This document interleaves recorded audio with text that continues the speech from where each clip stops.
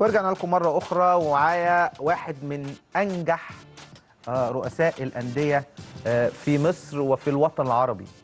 للدرجة دي للدرجة دي، لأن كنا بنتكلم من 3-4 سنين في مشاكل أزلية ومستمرة بالنسبة للنادي المصري البورسعيدي، ومشاكل بيواجهها اللعيبة مادية، عدم استقرار عشرات السنوات، حتى من أيام الحاج سيد متولي الله يرحمه كان دائما يصارع من أجل البقاء.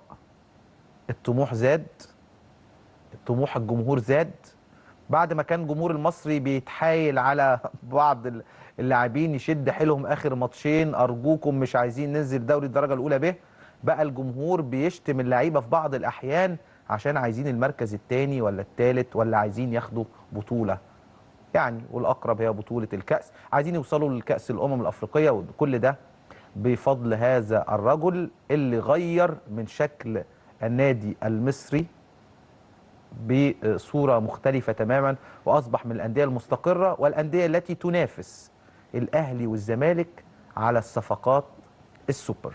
معايا ومعاكم الأستاذ كامل أبو علي. أستاذ كامل، ازي حضرتك؟ اهلا بيك، الله يخليك، متشكر جدا على هذه المقدمه. والله أنا مش عايز أقول لك يعني لا شكر على حق ربنا، يعني أنت فعلا أنا فاكر من عشرات السنوات المصري بيصارع من أجل البقاء. غيرت طموح النادي والجماهير واللعيبه وحتى المدربين اللي جايين يمسكوا، بقى طموحهم مختلف عن زمان. الحمد لله الحمد لله. استاذ كامل، يعني صرفت كتير؟ لا هو يعني بصراحه هو طبعا البدايه كانت صعبه يعني مفيش شك، لكن طبعا السنه دي يمكن الظروف احسن من السنه اللي فاتت، لان في حاجات برضه دخلت زياده عن السنه اللي فاتت. يعني زي ايه؟ زي مثلا بند الدعايه والاعلان. الحمد لله احنا يمكن من الانديه اللي هي كانت في البدايه يعني التيشيرت بتاعكم بكام؟ احنا التيشيرت كله جايب لنا حوالي 5 مليون جنيه تقريبا. بجد؟ احنا قدام ب 3600 والظهر ب1.5، يعني 500 مليون. 5 مليون يعني بتكون مثلا التيشيرت المصري ب3.5 وتيشيرت الزمالك من قدام ب6، ده حاجه كويسه جدا. الحمد لله يعني ده فعلا. يعني وبكل هدوء، يعني احنا عملنا الحاجات دي كلها بكل هدوء ومتنظمه من البدايه. يعني الاعلانات الملعب لما نيجي نبص لها، انها كانت زمان كان بس بتعلن ايام ماتش الاهلي والزمالك، يعني وتقريبا كلها اعلانات لصالح النادي الاهلي.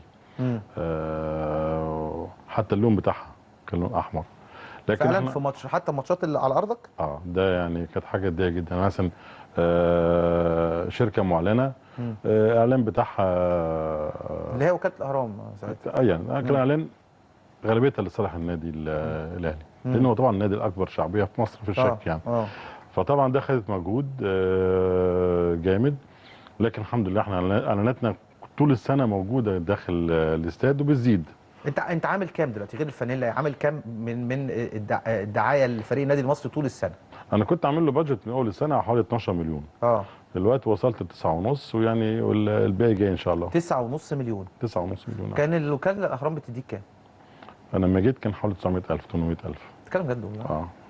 يعني من سنتين بس كان بيدوك 900,000 جنيه؟ 900,000 جنيه. انت دلوقتي عامل 9.5 مليون؟ 9.5 مليون ده يعني غالبيتها كلها يعني جهود ذاتيه، يعني ما عندناش شركه معينه، يعني ده جهود ذاتيه. جهود ذاتيه يعني اي حاجه في الدنيا عاوزه شغل، عاوزه مجهود في البدايه. علاقاتك برضه قويه مهمه جدا، يعني العلاقات قبل كل شيء، وبعدين يعني الحمد لله الناس بتحبنا كتير جدا يعني. يعني يمكن كنا مره كده من 3-4 ايام بنتكلم، كان مع حضرتك الاستاذ هاني شمس اللي هو شركه يورك اللي مسكت الزمالك. بالظبط. وصديقك وصديق جدا. يعني انت ليك اصدقاء في كل حد. وعن هاني برضه معلن عندنا. وبعدين انا بقول لك انا شفت عقد الرعايه قبل ما اتوقع. هاني جالي البيت وورينا العقد وده، فقلت له طبعا ده عقد ممتاز جدا بالنسبه لهاني. اولا يعني حاجه كويسه قوي، لان المزايا فيه كتيره جدا. يعني انا مثلا واحد من الناس ما اقدرش اديها، ما تقدرش تديها للمعلن عنك بالمبلغ ده. يعني الزمالك ظبط هاني شمس. لا يعني لا يعني قصدي اقول لك يعني فايده طبعا نادي الزمالك ما فيش شك، لكن هي فايده اكبر كده اكيد ما فيش شك لهاني شمس. يعني عقد موفق جدا وربنا يوفق الاثنين. غير ان هو كمان زملكاوي. هو زملكاوي طبعا. بيحب نادي الزمالك. بيحب نادي الزمالك. تمام. نروح لفكره ايه طموحك مع المصري؟ يعني لغايه دلوقتي انا حاسس ان انت مش محقق طموحك يعني. لا هو طبعا يعني هقول لك حاجه بالنسبه للانديه زي النادي المصري، وجوده في المناخ العام الكروي اللي هو موجود في مصر، وده حاجه يمكن فريده في العالم كله مع الاهلي والزمالك. بيبقى صعب جدا على اي نادي جماهيري تاني ان هو يخش. يعني من حين لاخر بنلاقي مثلا الاسماعيلي مثلا مره كل 10 سنين يعني لا ممكن اكتر كمان. يعني كل فتره يعني كل 10 سنين ممكن ياخد مره دوري ومره ينافس. يعني الوضع طبعا صعب جدا لان الاعلام والجماهيريه والامكانيات كلها موجوده في الاهلي والزمالك. فطبعا على الانديه الشعبيه الاخرى يعني انها تصارع، ما فيش شك يعني انها تصارع وتحارب. طب ممكن اسال حضرتك سؤال؟ اتفضل. وانا بطرحه على حضرتك. حتى يكون هناك حياديه، لابد الانديه الشعبيه المتمثله في حضرتك وفي الاتحاد وفي الاسماعيلي ان انتوا لازم فرقه الاهلي والزمالك تلعب في المقصه زيكم. لازم فرقه الاهلي والزمالك تلعب مع المقاولين في المقاولين، ومع الوادي الدجله في الكليه الحربيه، ومع امبي في بترو سبورت، مع امبي، ومع الشرطه في الشرطه. لان انتوا كده مفيش اي يعني تنافس شريف ما بين. يعني دلوقتي ملاقي الاهلي والزمالك بيلعبوا حاجه و20 ماتش او 25 ماتش على ارضهم، وانت بتلعب النص بره ونص جوه، وبتلعب على قدر امبي في امبي مثلا، بتلعب المقصه في الفيوم. لكن الوضع مختلف مع الاهلي والزمالك. الامن يقول خلاص كله بقى الزمالك بيلعب كله على ارضه، الاهلي بيلعب كله على ارضه. ده مش منطق يعني. ما هي دي برضه جاي من ايه؟ جاي من ان يعني هقول لك حاجه. هل في دوله في العالم في عدد الشركات اللي موجوده عندنا في الدوري؟ مش موجوده. ده دوري شركات دلوقتي. دوري يعني نقدر نقول دوري شركات فعلا. يعني الانديه لما سمع كابتن ابراهيم يوسف مدرب المحله بيتكلم، انا طبعا زعلان جدا يعني. لان فعلا نادي المحله ده الواحد يفتكره تاريخه كله كان حاجه كبيره جدا باللاعبين وامكانيات. عارضين النادي ب 10 مليون لاي مستثمر دلوقتي. يعني ما عندكش واحد مستثمر يمسك؟ لا ما اعرفش لسه. لا بتكلم بجد والله، ده نفسهم. بس يعني عايز اقول لك يعني احنا عاوزين يعني الفكر يتغير في المرحله القادمه. لابد ان انديه الشركات ديت، يعني مثلا نادي زي نادي البتروجيت او نادي انبي او اي حاجه، ممكن ياخد نادي جماهيري ويرعوه، الرعايه تكون عليه. زي ما بيحصل مثلا هتلاقي ان فولكس فاجن او مرسيدس او اي شركات انديه كبيره جدا في المانيا متوليه نادي معين، بتصرف على نادي معين، بيكون سبونسر اساسي له. النادي اللي في اليابان يعني ماركات معروفه، نادي هيونداي، نادي ما اعرفش ايه يعني. بالظبط. انت عندك النادي اللي هو بازل طلع مانشستر من كاس اوروبا. اللي هو في سويسرا، في بازل بتاع شركه ادويه. بقى له 10 سنين شركه بازل الادويه. يعني كل ده يعني منظومه بتتعمل داخل. احنا مثلا عندنا في بورسعيد عندنا شركات بترول كتير جدا، مفيش حد فيهم بيدينا جنيه واحد. يعني مبهدلين الشواطئ ومستغنين للبلد وكل شيء، لكن ما بتاخدش منهم حاجه خالص. يعني انت الناس دي بتنساها. فانا عايز اقول لك يعني لابد. والغيظه كمان ان انا مع احترامي يعني اما الاقي يعني يعني مثلا زمان كان يقول لك وزير نفسه يبقى عنده فرقه.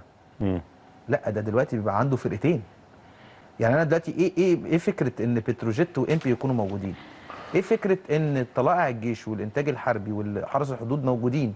ايه فكره ان الشرطه والداخليه الاثنين مع بعض؟ يعني الاثنين مع بعض، وماده 18 مش شغاله يعني حتى يكون لان معظم دول بيصرفوا من اموال دافع الضرائب. ما فيش شك طبعا. والشركات دي ملك للدوله. صح. فبيجيبوا لعيبه ملايين وبتاع، لكن في النهايه يعني مش فاهم. وانت لو جيت تاخد منهم لعيب تدفع دم قلبك. صح. يعني اصعب حاجه انك انت تخش في انتقال لعيب.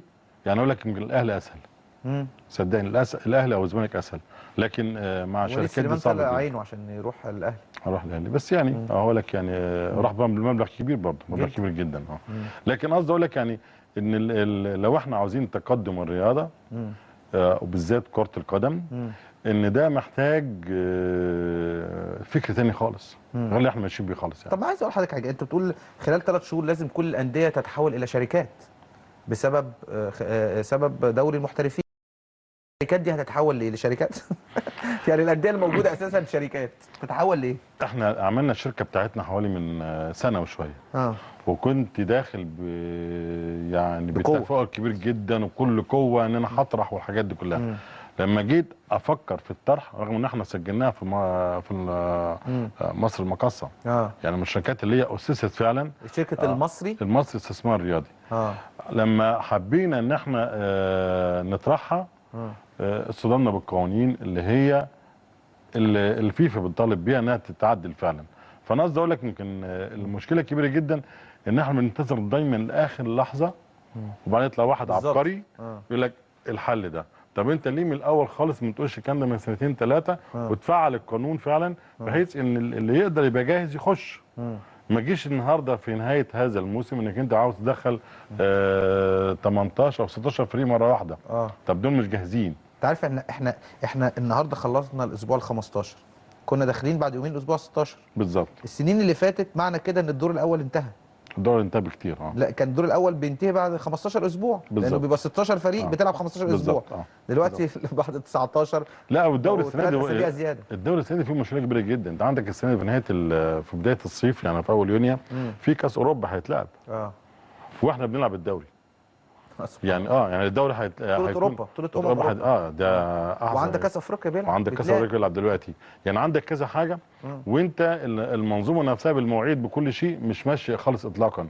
طب فين احترام المشاهد؟ فين احترام في حاجات كتير جدا. ازاي انت هتلعب النهارده، هتلعب مثلا انجلترا مع المانيا وانت مثلا ماتش اهلي مثلا مع المقاصه او المصري مع انبي او ده هيتلعب في الوقت ده بالذات. ووقت ماتشات افريقيا كمان، وقت ماتشات افريقيا. وعايز اقول لك حاجه لذيذه يا استاذ كامل، يعني انا اما خلتني افكر دلوقتي، انت ما فيش ولا لعيب افريقي بيلعب في كاس في مصر. يعني ما فيش ولا لعيب افريقي